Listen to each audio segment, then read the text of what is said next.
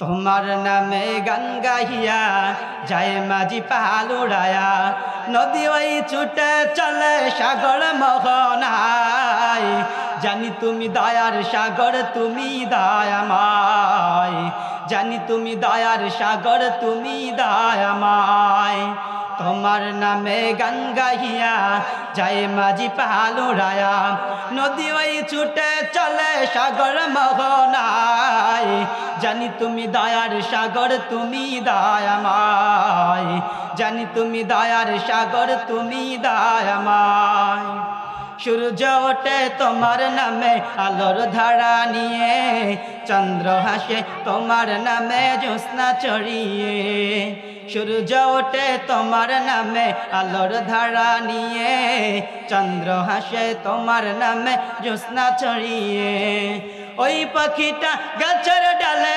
তোমারই গান গায় জানি তুমি দয়ার সাগর তুমি দয়াময় জানি তুমি দয়ার সাগর তুমি দয়াময় তোমার করুণাতে মাঠে সোনার ফসল ফলে গাছ গাছালি তরুলতা সাজে ফুলে ফলে তোমার করুণাতে মাঠে সোনার ফসল ফলে গাছ গাছালি তরুলতা সাজে ফুলে ফলে দক্ষিণ হাওয়ার সুরে সুরে তোমারই গান গাই জানি তুমি দয়ার সাগর তুমি দয়াময় জানি তুমি দয়ার সাগর তুমি দয়াময় ও আমার আম্মা জানেরা ও আমার বাবাজিরে শোনায়া নেন ও আমার যুবক ভাইয়েরা শোনেন আল্লাহ পাক রব্বুল আলামিন কুরআনুল কারীমের মধ্যে বলেন সুবহানাল্লাযী আসরা বিআবদিহি লাইলাম মিনাল মাসজিদিল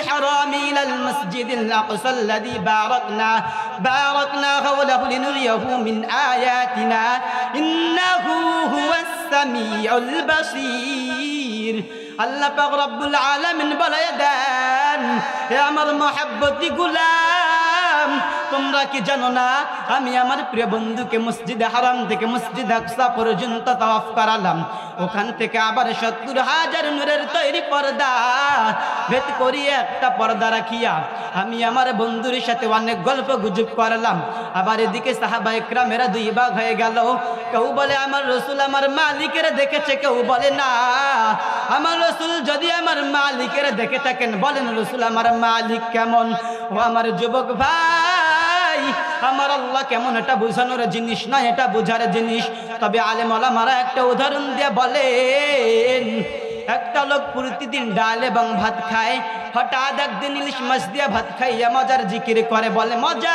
মজা মজা এক ভাই এসে বলে ও ভাই আপনি সারাদিন মজার জিকির করেন মজা কেমন মজা কালো না সাদা নীল না হলুদ বলে মজার তো দেখা যায় না মজা কালো নয় সাদাও নয় নীল না হলুদও নয় কিন্তু মজার দেখা যায় না মজার অনুভব করে নিতে হয় ঠিক ততরূপ আমার মালিকের কোনো লেহান নেই কোনো আকৃতি নাই কোনো আকার নাই কিন্তু আমার মালিক আছে এটা তুমি যদি বিশ্বাস করতে পারো তবেই তুমি কামিয়াব তবেই তুমি ইমানদার যে ঈমান প্রয়োজনে জ্বলে ওঠে না যে ঈমান সত্য ন্যায়ের কথা বলে না যে ঈমান প্রয়োজনে জ্বলে ওঠে না যে ঈমান সত্য ন্যায়ের কথা বলে না যে ঈমান অন্তরে নেই যে ঈমান অন্তরে নাই মুখে ফুটায় কথার কলি কি করে বলো তারে ঈমান বলি কি করে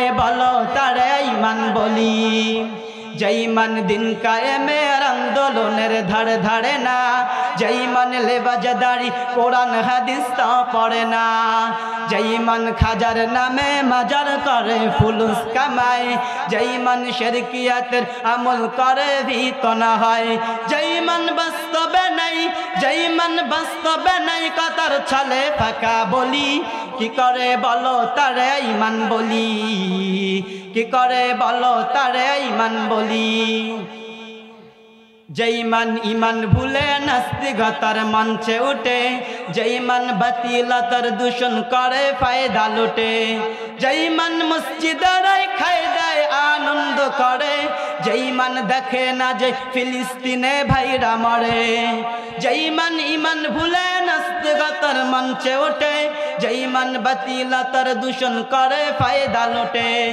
যেই মান মসজিদের খায় দেয় আনন্দ করে, যেই মান দেখে না যে আরাকানে ভাইরা মরে, যেই মান ময়দানে নয়, যেই মান ময়দানে নয় মঞ্চে ফুটায় কথার কলি, কি করে বলো তারে ইমান বলি, কি করে বলো তারে ইমান বলি। ও আমার যুবক ভাইরা, ও আমার আব্বাজিরে শুনায় নেন, আখিরি জামানার পয়গম্বর বলেন এই জমিন থেকে প্রথম আসমানটা 500 বছর দূরত্ব পরিমাণ মোটা, দ্বিতীয় আসমানটাও 500 বছর দূরত্ব পরিমাণ মোটা, তৃতীয় আসমানটাও 500 বছর দূরত্ব পরিমাণ মোটা। এরকম ভাবে 7 আসমান 7 জমিন 500 বছর দূরত্ব পরিমাণ মোটা যাওয়ার পর আমার মালিক একটা ঘর বানিয়েছেন, ঘরটার নাম রেখে দিয়েছেন বাইতুল মামুর, নূরের তৈরি কাবা। ওই কাবার মধ্যে মুহূর্তের মধ্যে 70,000 ফেরেশতা তাওয়াফ করে, যে একবার তাওয়াফ করবে কিয়ামতের আগে আর একবারও তাওয়াফ করার সুযোগ মিলবে না। আখিরি জামানার পয়গম্বর বলেন বাইতুল মামুর থেকে আবার 500 বছর দূরত্ব পরিমাণ মোটা যাওয়ার পর আমার মালিক একটা বিশাল বড় একটা বড়াই গাছ বানাইছেন। বড়াই গাছের পাতাগুলো হচ্ছে বড় বড় হাতির কানের মতো চাপটা, আর এক একটা করে বড়াই হইতাছে বড় বড় তেলের ড্রামের মতো বড়াই।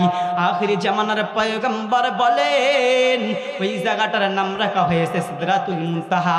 আখিরি জামানার পয়গম্বর বলে আমি সিদরাতুল মুনতাহা থেকে আবার 500 বছর দূরত্ব পরিমাণ মোটা গেলাম, যাওয়ার পরে দেখি আমার মালিক মহাকাশ বানাইছে, ওইখানে কিছু নাই কিছু নাই, যেটাকে হাদিসের ভাষায় বলা হয় লামা কালা জামা।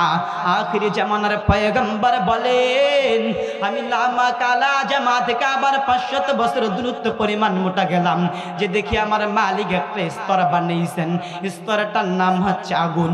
আখিরি জামানার পয়গম্বর বলেন ওখান থেকে আমি আবার 500 বছর দূরত্ব পরিমাণ মোটা গেলাম, যাওয়ার পরে দেখি আবার একটা স্তরের নাম হচ্ছে পানি।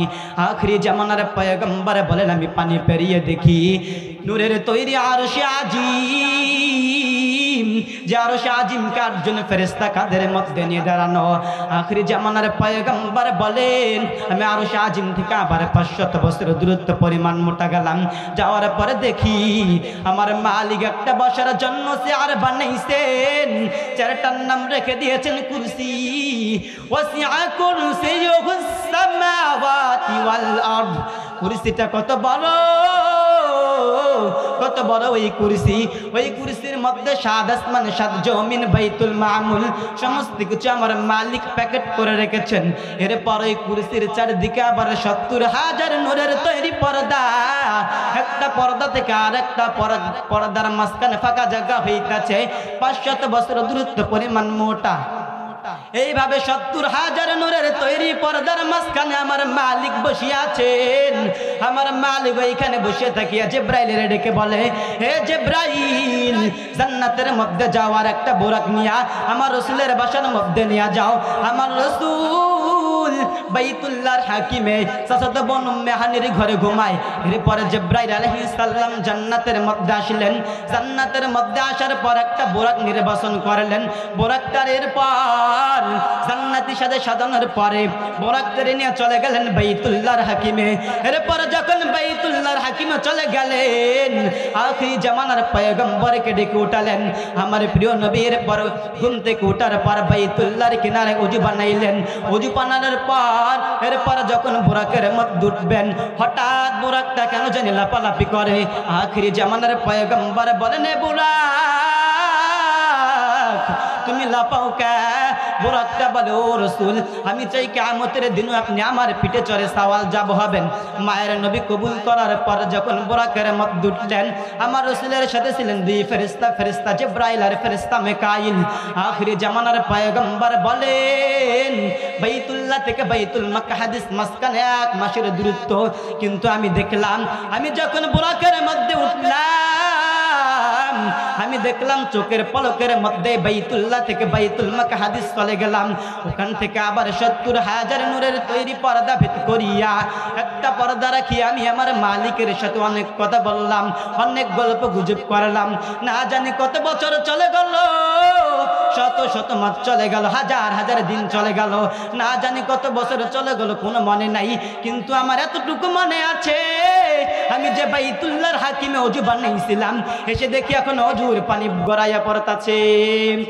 ইমামুল আউয়ালিন আল আখিরিন বাহরে সাদকা রাহমাতাল লিল আলামিন সাইয়্যিদুল কাউনাইন খাতামুল মুরসালিন আখিরে আবুদ বুদে ফকরুল আউয়ালিন।